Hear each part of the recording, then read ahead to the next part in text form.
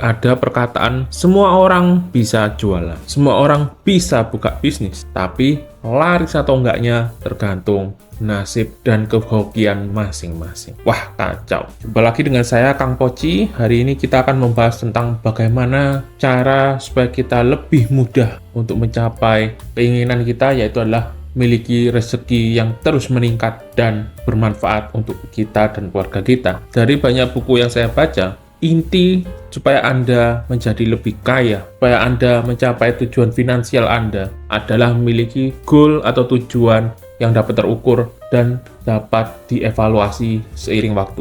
Tujuan finansial tidak perlu ditutupi lagi. Anda mau berbisnis, Anda mau bekerja, Anda mau bekerja sebagai karyawan sampai level manager, atau Anda mau melakukan freelance, jual jasa, semuanya tetap diukur menggunakan uang. Bila mana Anda kerja bakti, nggak dibayar, masa mau gitu ya. Maka itu hal yang terpenting yang harus Anda lakukan adalah menetapkan goal. Apakah Anda mau mendapatkan pendapatan UMR, tapi Anda memiliki keluangan waktu untuk dapat berkumpul bersama keluarga, yaitu misalnya per bulan pendapatan 5 juta aja, atau mau lebih dari itu, mungkin 10 juta sampai 20 juta. Berikut saya akan memberikan gambaran secara ringkasnya. Skema yang akan kita gunakan adalah menjual produk dengan untung minimal. Bila mana Anda berjualan sebagai UMKM atau pebisnis kuliner pemula, mungkin satu item Anda dapat memberikan keuntungan kepada Anda sekitar 10.000, 5.000, atau mungkin hanya 2.000. Ini keuntungan bersih ya, jadi tolong menghitung HPP-nya harus hati-hati. Bila seperti itu, bila kita sudah menetapkan tujuan mau berapa juta yang Anda dapatkan per bulan dan keuntungan dari sebuah produk, maka Anda dapat menetapkan atau mengetahui berapa banyak item yang harus Anda jual per bulan. Misalnya saya mengambil contoh, yaitu adalah memiliki pendapatan 10 juta per bulan dengan keuntungan per produk itu adalah Rp5.000. Maka Anda harus menjual produk sejumlah 2.000 piece per bulan. Sudah mulai pusing ini ya, produk apa yang bisa dijual 2.000 piece gitu ya per bulan gitu ya. Bisnis kan ada pasang surut gitu ya. Dalam waktu sebulan kita anggap rata-rata Anda mendapatkan pendapatan yang normal, yang stabil itu di 20 hari. Maka angka 2.000 tadi kita akan bagi menjadi 20. Jadi rata-rata penjualan harian Anda harus menjual 100 pieces. Nah, dari sini Anda mulai mencari produk apa yang dapat Anda jual dengan profit 5.000 dan harus terjual 100 piece per hari. Tenang, ini tidak mutlak karena kita akan memberikan tips tambahan sebentar lagi. Tapi dari sini kita mulai dapat membayangkan kira-kira bila mana Anda ingin mendapatkan penghasilan sebesar 10 juta, produk apa yang dapat Anda jual. Entah Anda melakukan produksi sendiri atau dengan semi produksi sendiri sampai Anda menjadi makelar. Makanya bila mana Anda berpikir membuka toko komputer pasti menguntungkan, jawabannya ya bila mana Anda terkenal mungkin saja menguntungkan. Ya bila mana Anda masih belum terkenal, nggak laku-laku, modalnya ya tentu saja sangat besar gitu ya. Jadi bila mana modal Anda kecil, cari produk yang HPP-nya kisaran 1.000 sampai 30.000 saja. Lalu bagaimana strateginya untuk mencapai hal ini? Produk yang saya sebutkan tadi seringkali disebut oleh orang sebagai produk penetrasi, produk yang dicari oleh 1.000 umat, yang lebih mungkin mudah dijual. Contohnya adalah beras, gula, kalau ada sembako gitu ya, minyak goreng, seperti itu. Namun untuk produk yang non kebutuhan sehari-hari, kita harus berpikir adakah apa yang dibutuhkan seseorang atau direfill tiap minggu atau bulan. Misalnya Anda bisa saja berjualan sabun cuci tangan atau shampoo gitu ya. Tapi memang pengurusan BPOM-nya agak susah gitu. Atau ya hal yang lain mungkin yang masih dalam taraf konsumsi, meskipun konsumsinya bisa saja 1 bulan baru ganti atau 1 bulan baru perlu beli lagi seperti itu. Jadi produk yang penggunaannya itu ada masanya. Semakin lama masanya, tentu saja konsumen Anda untuk kembali ke toko Anda akan lebih lama. Misalnya sebuah toko listrik yang menjual lampu,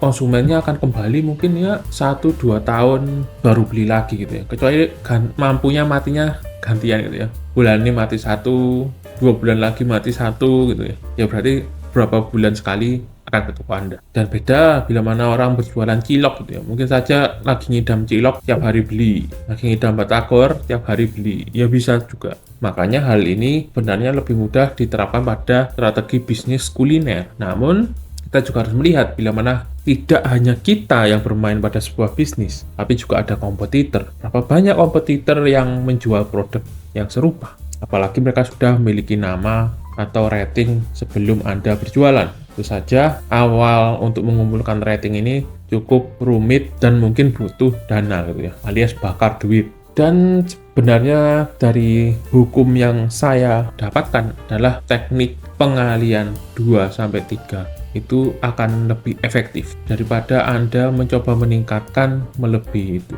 Misalnya, pada saat Anda mengetahui Anda harus menjual 100 item, biasa saja Anda tidak hanya mengandalkan satu item saja. Bila mana Anda memiliki 2 item unggulan, maka beban 100 ini menjadi 50-50. Tetap harus menjual 100 piece, tapi Anda bisa mempermudah limit dari sebuah produk karena bisa saja pelanggan Anda itu sebenarnya suka dengan toko kuliner Anda. Saya masak misalnya jualannya ayam geprek, makan tiap hari ayam geprek terus.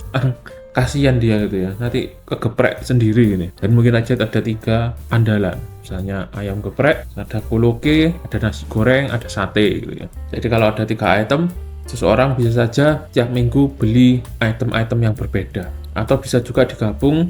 Kalau yang tadian untung sedikit, kita main kuantitas. Bisa saja ada teman bisa menambahkan 1-2 item yang memiliki keuntungan yang wow, marginnya cukup besar. Misalnya dengan margin 20.000 gitu ya. Ya bisa saja, mungkin sebulan cuma laku 10 tapi bisa menambal sedikit-sedikit dari kekurangan yang target yang harus kita capai. Cara lainnya apa? Yaitu adalah satu orang bisa membeli lebih dari satu produk. Mungkin bisa beli 2, bisa beli 3, ya sekitar 3 lah minimal. Cara ini sering juga dipakai pada misalnya teman-teman di toko baju gitu ya, Matahari misalnya ya. Bila mana Anda beli 2, Anda akan dapat diskon. Teknik-teknik seperti ini tentu saja harus dikombo dengan teknik diskon-diskon agar lebih mantap, lebih maknyus. Bila mana teman sudah memiliki produk yang teman anggap cocok dan lebih penting dapat Anda jual nih. Mikir produk aneh-aneh, bingung belinya di mana, bingung produksinya gimana, ya percuma. Minimal ada yang beli dan Anda dapat membuat atau menyediakan produk tersebut. Belajar jualan, jangan putus asa, selalu asah kemampuan apa? Promosi, kemampuan branding, kemampuan menampilkan misalnya foto produk gitu ya, buat produk yang menarik. Nggak susah kok sebenarnya membuat promosi yang menarik gitu ya. Minimal harus ada story dan juga gambarnya jangan burik-burik amat. Untuk masalah pilihan sosial media mungkin atau media promosi, teman bisa menggabungkan media offline dengan online. Bila mana teman memiliki budget yang cukup tinggi dan waktu yang besar, teman bisa mencari tempat yang strategis gitu ya untuk mengenalkan brand Anda kepada konsumen. Masalah lokasi secara offline akan saya bahas di video lainnya, meskipun sepertinya video sebelumnya saya juga sempat membahas sedikit gitu ya, mana apa yang paling penting pada bisnis offline. Pertama adalah tempat, kedua adalah tempat, dan ketiga tetap tempat. Karena hal ini merupakan syarat atau hal yang cukup penting untuk mendatangkan lead atau calon pelanggan. Silahkan tonton di video sebelumnya, yaitu tentang apa itu lead gitu ya. Karena lead atau marketing itu adalah 2 hal yang tidak bisa dipisahkan. Anda berbisnis, Anda pasti ngurus calon konsumen sampai jadi pelanggan. Apa yang harus Anda lakukan? Kehidupan sebuah bisnis, apalagi untuk bisnis kecil dan pemula, yaitu berurusan dengan lead, marketing, penjualan, sales gitu ya, produksi, ya itu di sana, ngumpuk-ngumpuknya di sana-sana aja. Cuma kita harus lebih kreatif.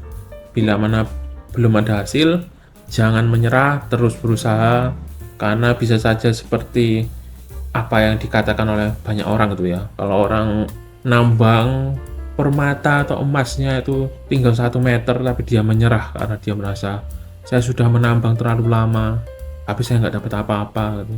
Jangan mudah menyerah, tapi juga harus terus belajar. Jangan percaya bila mana berbisnis itu membutuhkan jurus-jurus pamungkas yang harus les kemana-mana, seminar kemana-mana. Itu semua kadang-kadang cuma lah gimmick-gimmick dan bohong-bohongan.